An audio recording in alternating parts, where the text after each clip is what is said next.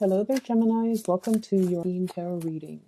So, when I was meditating on this spread for you for the reading for this month, what I saw was I see these two teenagers. The man is giving the woman a flower, and they're both like clearly, it's like the beginning stages of a brand new love. And he's giving this teenager, a flower, and then there are thought bubbles going through his head, and you see the thought bubbles, and it shows him much older, probably like in his 60s or 70s, and then the same woman next to him. So what that denotes to me is that I feel like, when you want to go ahead with something, once you have made up your mind and once you are sure that you want to proceed with a specific course of action, you're in it for keeps. So I feel like, Geminis often get a bad rep as being fickle, as being kind of like that social butterfly, or even being someone who's not dependable. But I feel like that runs counter to the way that you actually think and to the way in which you actually execute plans. Okay, so you guys are very, very idealistic and in a way hopeless romantics. And I feel as if once you have a lot of choices that are in front of you, you might be inundated with those choices and you don't act. And people might feel like you're wishy-washy. But I feel that the life of a Gemini person is you're out looking for the best optimal outcome because you're very idealistic, because you're very, very, just hopelessly romantic. You think very carefully before you make a decision, and you project and overthink and overanalyze, and you project into the future. If I go with this specific course of action, what is life going to look like? And as a result of that, you don't make these decisions lightly, okay? And so when you make an offer to a specific person, when you give your hand to a job, when you accept a job offer, when you tell somebody, okay, I'm going to do this with you, or, we're in it together, or, let's get this done, you mean it and you do keep your word.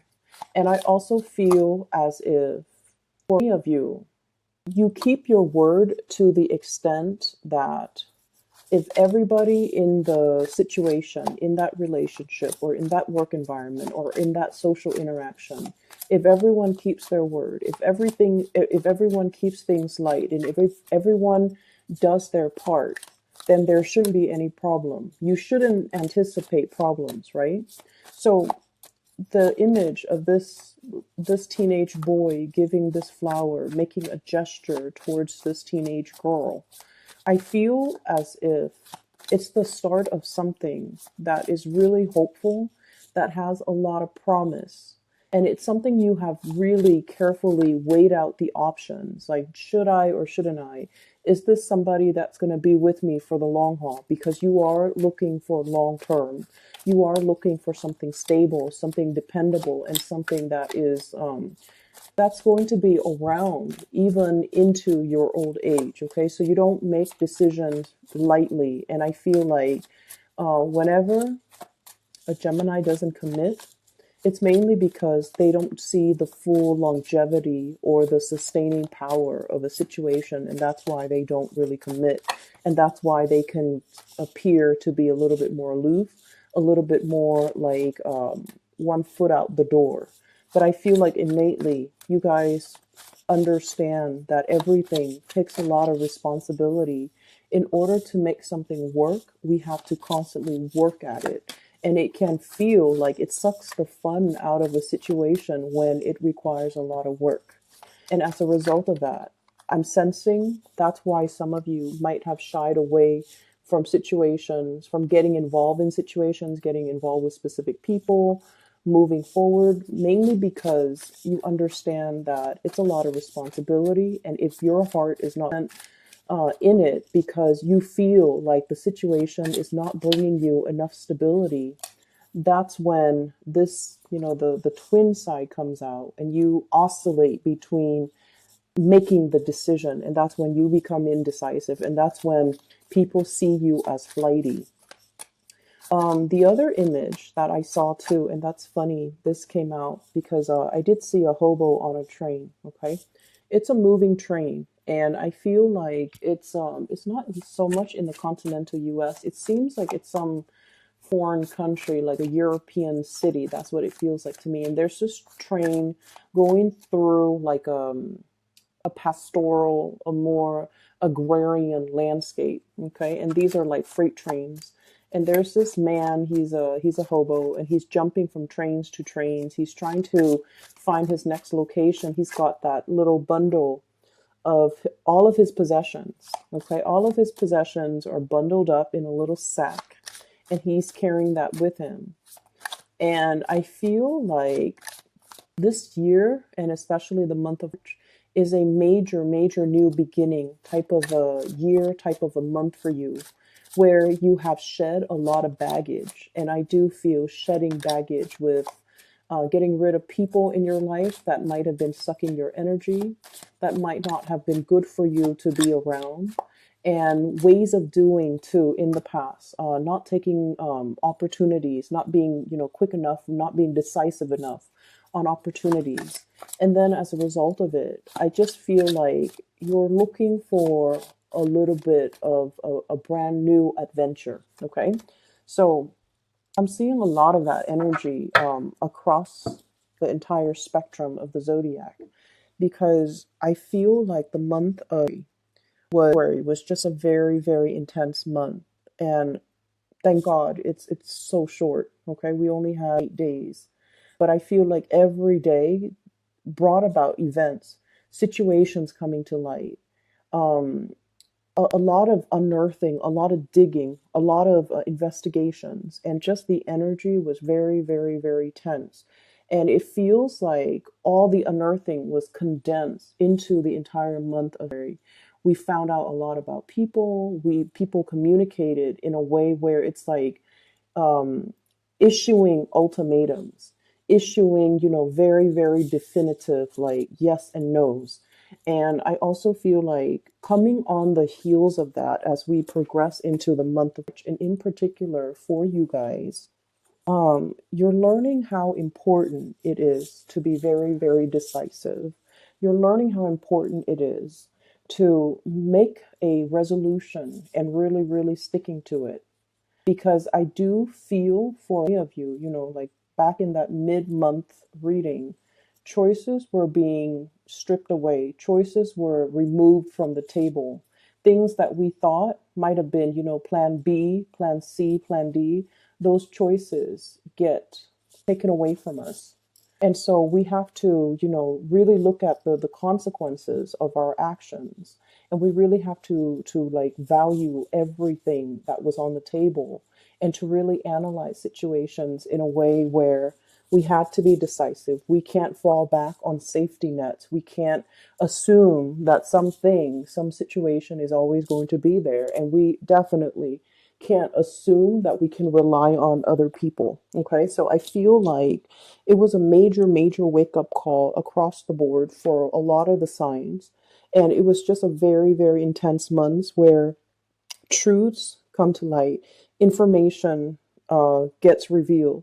And I almost feel like the end of it was like that moment where the tension dissipates, and you can like finally exhale, that sigh of relief. Like, okay, everything is done. And so when we move into the month of March, I do see this brand new energy that is on the table for you. Okay, this is really, really beautiful. The Fool signals a clean page, a brand new journey, heading into the unknown, and having basically traveling light because you have shed a lot of baggage. This came about after a very long period where you felt like you were in the public eye, you were under scrutiny, you were like being judged, you were being put, I almost feel like, put in the limelight, and you had to explain yourself. You had to account for what you were doing. You had to, I'm seeing like, it's almost like that Salem witch trial, okay? Being burned at the stake, but not literally. It's just like, here are the things that I did, and here are the justifications for why I did those things. Here are the dates that they happen, and here are the justifications for why they happen on that date and not a particular date. So I feel like many of you have gone through some type of a grueling or a grilling process. You might be doing this to another person, like asking them, digging for information, or somebody might be doing this to you, asking them, digging for information from them or from you. And I feel like, it's a major unearthing process. Okay. So the energy was very, very tense the latter part of it. And now we're breaking free. Now we're in a position where we can start making decisions again. If you have felt that decisions were made, and you were just kind of like stuck in the middle of it, decisions were made in your environment, and you felt that loss of control, I feel like this is the month where you start to get back or regain your sense of composure and regain your control. You show up here as the magician.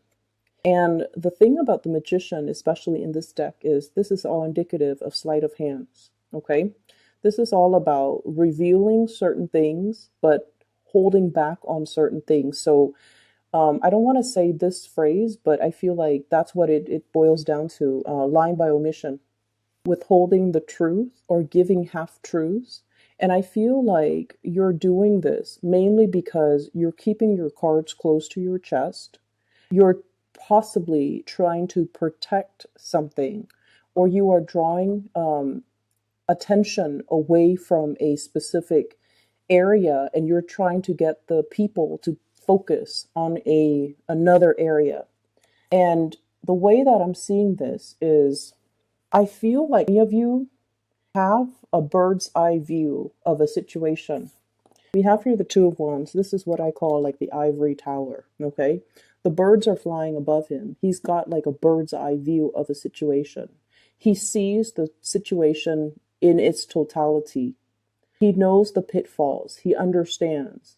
And so it's almost like oftentimes when you know so much, when you can project so far into the future that okay, if I were to take, or if we were to take plan A, here are some of the pitfalls that we'll have to encounter or overcome further down the line. And then if we make, plan B, here is what's going to happen. So you're in a position where I feel like you know too much, and some of the information that you're privy to, you can't really disclose it. People might be telling you secrets, or people might give you a lot of information. And I feel like some of the information might be confidential. And so you're acting and making decisions from a place of full disclosure, full knowledge. And the people that are around you that you're trying to convince, you're trying to show them the merits of what you're doing and why you do things that you do, they don't have the full information, and you can't share with them the full information. And so you have to find a way to kind of work around this situation and to show them and convince them on the best course of action without revealing too much. I see of you are in a position where you are either possibly taking the blame for somebody or defending somebody, protecting somebody, and not revealing all the information that might make this person suffer the wrath of, the crowd. Okay. So I definitely see this energy here about withholding information because you want to protect somebody, withholding information, or even, this whole concept about a red herring, distracting and drawing the crowd and drawing the herd and drawing attention to this big, big, big situation because the other things are there and people are questioning the wrong things or focus on the wrong thing. So you're trying to divert attention away from things that don't matter and bringing that attention to things that you feel there might be more at stake. There might be more at stake, okay? I do see you coming in to diffuse a situation, and I definitely see you in a position where you are harboring somebody, aiding somebody, and protecting somebody that you feel This little monkey here, somebody that you feel behaved in a foolish manner, in a reckless manner, in an irresponsible manner. They didn't mean it, they didn't know better. And so let's not judge, let's not punish them harshly, because all of their mistakes, or all the things that they did, came from a place of innocence. So I definitely feel like you're doing a lot of legwork here, trying to protect another person. Okay. Um, I feel like somebody is really reaching out, trying to help you. If you are in this hangman position where you feel like your hands are tied, that you're not able to get things moving, gain traction, gain momentum in a project, in a situation, to even persuade people, or even communicate with people. So if there has been like some type of a conflictual situation in your life, and you're you're either dealing with people who are very fixed and very rigid, or you are so convinced on a specific course of action that you might be a little bit more like, this is the way that it has to be. I feel like there's somebody coming in showing you a different way. Okay. This is usually, we have here the Page of Wands, and I feel like this is a person coming in.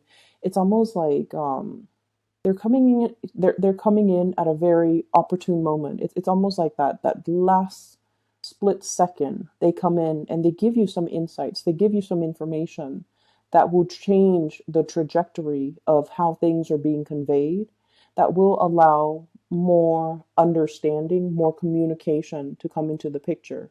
You're dealing with a lot of younger people, but the youth also denotes to me the innocence. Okay. They're not plagued with your sense of overthinking, overanalyzing, looking so far ahead into a specific course of action. When we do that, we see so many pitfalls, and then it makes us kind of scared to make a decision. It makes us scared to act. It makes us scared to choose a specific course of action. This youthful, innocent energy that's coming through for you, I feel like they have a different vantage point. It's very ground level, it's very practical. Okay. Whereas you have the bird's eye view, more of the higher chakra, overthinking, overanalyzing. This person is on the ground level. They're the foot soldier. They're the ones that see how things are being played out on the ground. They're seeing things physically. And I feel like they're telling you, or they're showing you, or giving you a different vantage point, a different perspective. And I feel like this is a perspective you might not have considered. And I'm seeing fire energy, Sagittarius, Aries, and Leo. And with fire energies, fire signs are very, very, some might say impulsive, but I would say they're very, very direct and very blunt. Okay. And fire signs are, in a way, when they see a problem, they dive right in and they fix it. Okay. They don't sit there and think about, like, well, is this a solution that's going to be viable years from now? Is it a long-term sustainable solution? They don't care about that stuff. They care about, what can I do to alleviate the situation right now? They care about what's immediately in front of them. We're not talking about a 5-year plan. We're talking about like a 5-day plan. And I feel like this is a really, really, really kind person. I just can't, they're really, really kind. Okay, this is a card about generosity. This is a card as well about, helping people who are in dire straits, helping others. And we don't need to expect anything in return. So, like, loving and giving and being generous without strings attached. That's the way fire signs work. They think about, what can I do in this specific moment in time to alleviate a situation? And I feel like the innocent and pure and direct way in which they behave, despite their biological age, despite their lack of, life experience. And I feel like this is a person, they've been on the ground, they've rolled in the trenches, so they know that, life is rough. It's not like they're idealistic. You guys, I feel like, are very idealistic. You're thinking more about theories. This person is thinking more about practice. And I feel like they're bringing a message that's very, very urgent about, they're bringing to you a message that is very urgent about needs, about generosity, about the need to, help out a situation, a need. I'm seeing like humanitarian needs. Okay, so what really, really stirs a Gemini's heart, and Gemini people love animals, love children.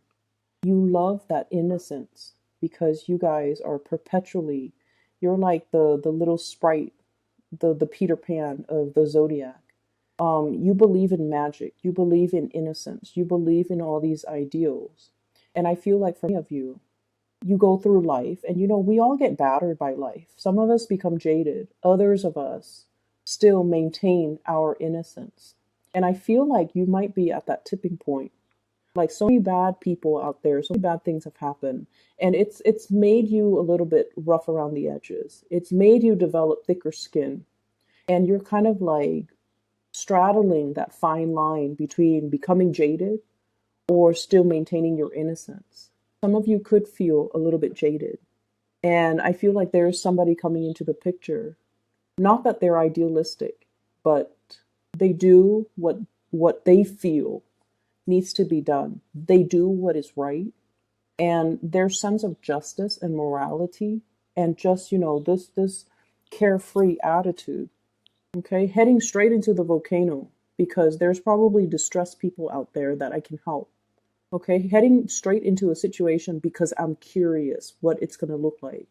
So their sense of adventure, their sense of right and wrong, their sense of, that devil care energy, it's really refreshing to you. And I feel like this person is bringing so much of a perspective to you that you hadn't considered. And in a way, they're pulling you away from this sense of jadedness. And they're telling you, you don't need to get jaded over this. These situations that you have dealt with in the past that has, created those frown lines, that has racked you with anxieties and a lot of worry, and that makes you, isolate yourself from the world because you feel like you can't trust people or you feel like people are all a certain way. I feel like this person is showing you that life doesn't have to be like that. You just need to keep better company. You just need to keep better company. You need to keep the company of the people that are more in alignment with you. You need to be careful about who you let into your life, and you need to make sure they are of the higher vibrational, energies so that they don't suck you dry, so that they don't take advantage of you, so that they don't constantly make these foolish mistakes and need you to come in to correct the situation or need you to protect them. It's like hiding behind mommy's skirt because we can't clean up our own mess. Okay, so I feel like they're telling you pick better people to be around, pick better situations to put yourself in. You don't have to get jaded over things. You learn from things and you move on. So there's a lot to be said here about forging a new path for yourself. Definitely, I'm seeing that you're seeing the value in a person that you might not have seen before. I'm also seeing a very intense sense of longing between you and another person. It flows mutually because with the Six of Pentacles, it's a card about reciprocity. It flows both ways. Okay, it's reciprocity. This is long distance relationship usually for me, Two of Wands, and then the Fool. Somebody might have left the picture or has gone a different way, has gone a different route, and there's a sense of longing. There's a sense of I'm stuck where I am right now. I'm afraid to move forward with this person. I'm afraid by being reckless, by following this person, I might be ostracized. I might be burned at the stake. I might be under a lot of scrutiny.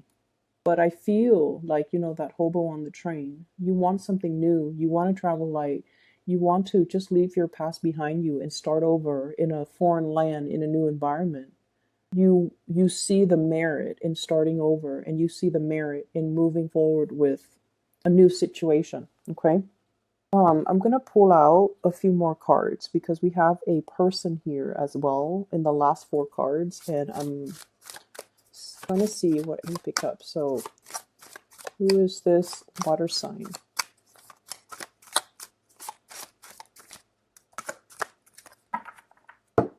Okay, so let me talk about this water sign. I have here the Queen of Cups, and this is Pisces, Cancer, or Scorpio. This is a really kind person as well. Okay, you've got some really good people in your environment, like really good-hearted, honest, straight-laced, moral, just amazingly generous people. So this is somebody that is that you're giving a lot of your energy to. Okay, so he's leaning more towards this side, and she's on this side. So this could be male or female, but there's a lot of attention, a lot of nurturing, a lot of sustenance being given to this water sign. For some of you, you might be in a marriage, committed relationship, the Hierophant here with this water sign. You might have built a lot of resources together. You might have children together. The Ten of Pentacles is generational wealth. The two of you might have created like a dynasty together. It's like a power couple type of a dynamics. A lot of resources, a lot of stability, a lot of things built up. Commonalities, common goals, common grounds, two people who are very, very successful. I see you as being very successful here with the Magician. And I usually think with a Magician, it's somebody with like higher education. You guys are really, really intelligent. And usually with a lot of air signs, they love school. They love an environment that's more theoretical, that's more like intellectually stimulating. So they would, pursue the bachelor's degree, the master's degree, the law degree, the PhD. Like they go the whole 9 yards when it comes to their education. So I feel many of you have advanced degrees, and they themselves have advanced degrees. So I see an environment where two people, you might have a different life path, they might have a different career path, for example. But I feel like there is this sense of both parties being very, very, very accomplished. Okay, so there's a power couple dynamics here. I feel like you might have more of a humanitarian streak. You might want to go where the wounded are. You might want to go where you're needed, where there's a need for your skills and your services. The other person might be a little bit more stabilized. They might be a little bit more of a homebody. They might be a little bit more grounded in their current location. And I feel like as a couple, two people might want to live in different places. And that's kind of creating a little bit of a disruption, or it's throwing a wrench in the works. It's throwing the wrench in the works in a situation. So that's what I'm feeling. And I'm also feeling they might be homesick. Somebody might be feeling homesick, okay? Like if they moved with you to where you are, they might be feeling homesick, and they might want to return to like wherever they grew up. Or if you move to be where they are, you might be feeling homesick, and you might want to return to your origin, or you might be lusting after a new situation, a new environment, a new city, a new job, just something that really stirs your passion. So I definitely feel like a situation where somebody's homesick, somebody wants something new. Not a new relationship, but I feel like, homesickness, wanting to return to the roots. So that's what I'm feeling here. And I feel like this water sign, the dynamics between you and this person, their energy is very loving. They're not super adventurous. They're not super adventurous. They kind of like nibble at life a little bit. They test the waters. They stick their toes in to see how cold it is. But I feel like, they're not ones to like dive right in to a situation, get their hands dirty, roll up their sleeves and do things. Whereas I feel like Geminis, you guys are very spontaneous. Let's jump right in. Let's head towards this volcano. And so you're still going through this phase where you are thirsting after adventure. And then this person is a little bit more stability oriented. I don't see problems so much. I don't see that at all. And I feel like you're accommodating a lot with this person, to this person. You're accommodating them and you're giving a lot of time and energy.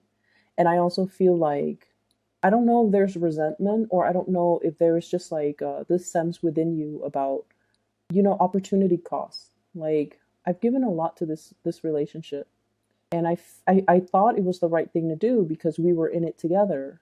But now I feel like, life has passed me by. Missed opportunities has passed me by. I was on the sidelines nibbling at life, and I let a lot of good things or good opportunities, or, just opportunities like slipping by. And the thing about opportunity cost, it's like that we only know the life that we have chosen. We don't know how an alternative, like in an alternate reality, if we had taken a different path, what our life would look like. We don't know those things. And because we don't know, and because you guys are an air sign, you need to know. The unknown is always, always, always more enticing because it's a mystery to you guys. So that's where I want you to understand, that's the attraction, that's the pull. You're being drawn and pulled towards the unknown, the route that you didn't take. And it's always in the back of your mind.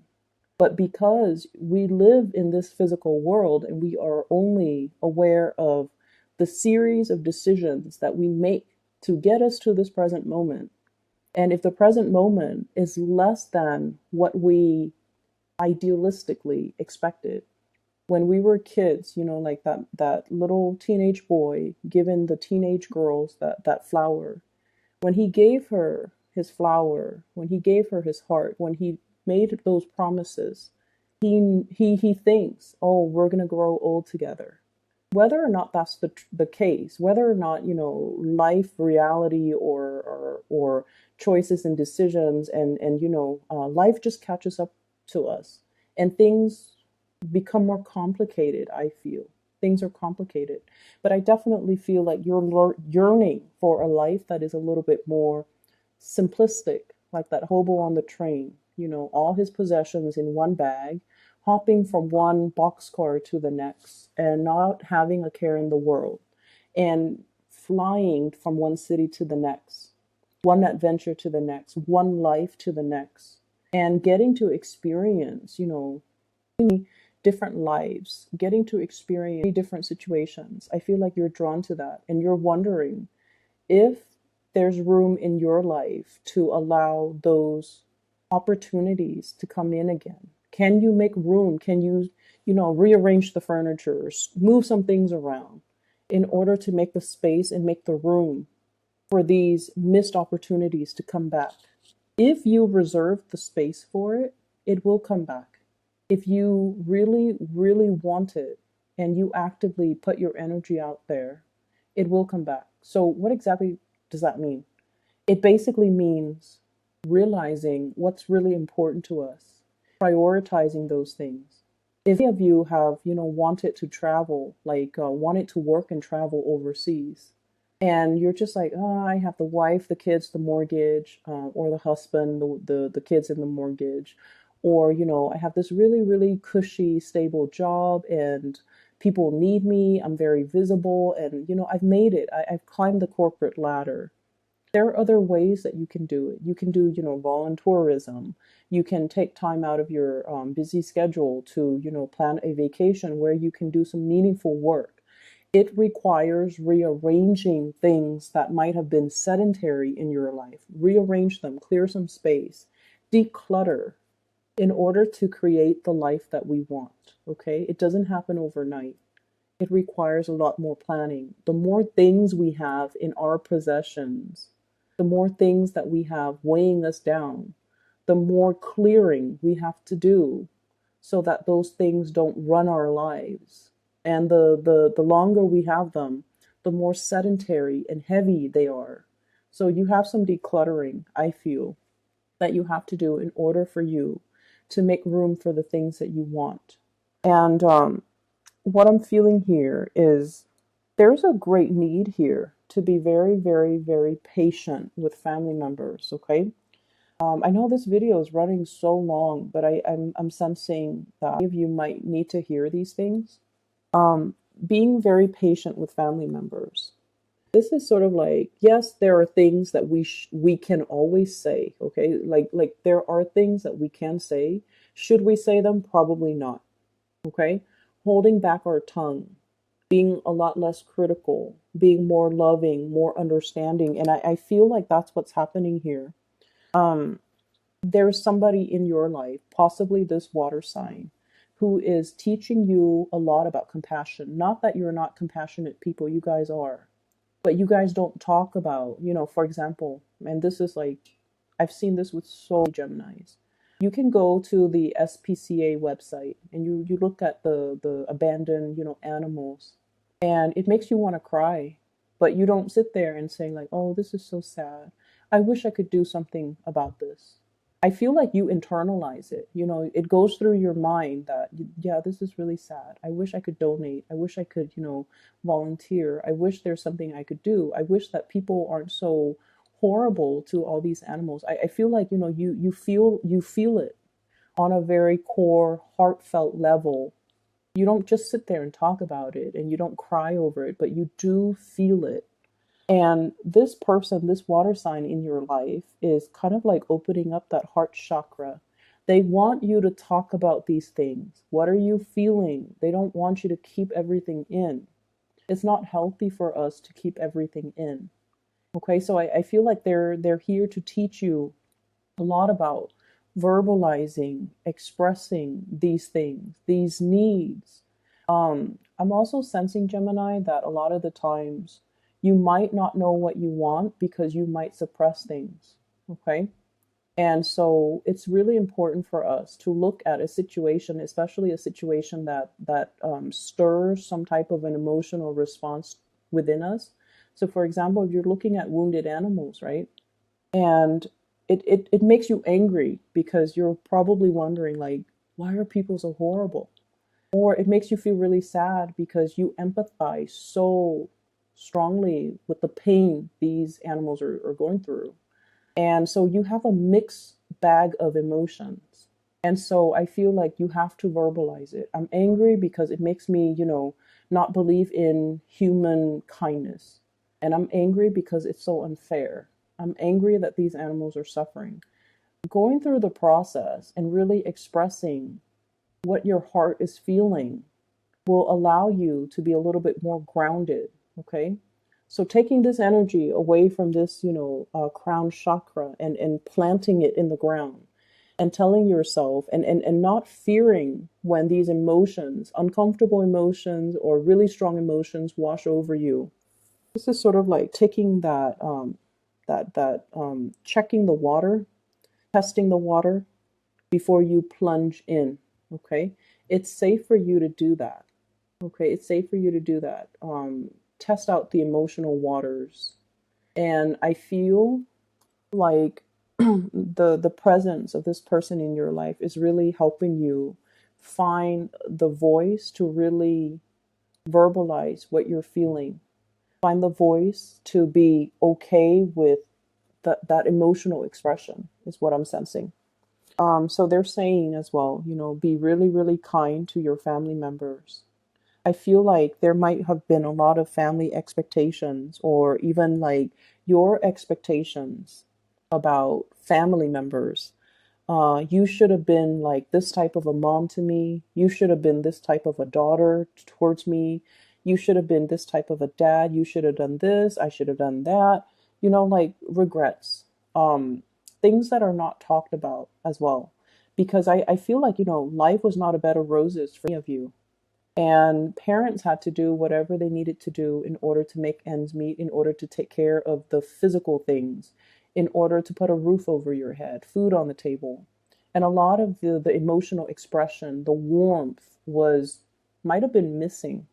And so, be kinder and gentler to the family members, okay? Your spouse, your children, be more loving, more nurturing, and especially more expressive. Telling each and every one of them, and this is so hard for an air sign to do, It's hard for an air sign to express emotions because it sounds so cheesy in our head, okay? Like if your mom cooks you a really, really good meal, you can tell her, I really, really appreciate this, amazing meal that you cooked for me. I know it was a lot of work and I can't thank you enough. Okay. And doing that, even when you're so upset with your mom. And then likewise, your spouse, even when you're so upset with your spouse and you come home and the house is clean, the kids are put to bed, and there's food, and you take one bite of the food and you don't like the way it tastes, but you know that they put in a lot of work and effort, and it's so hard to be um it's so hard to be kind when we're upset.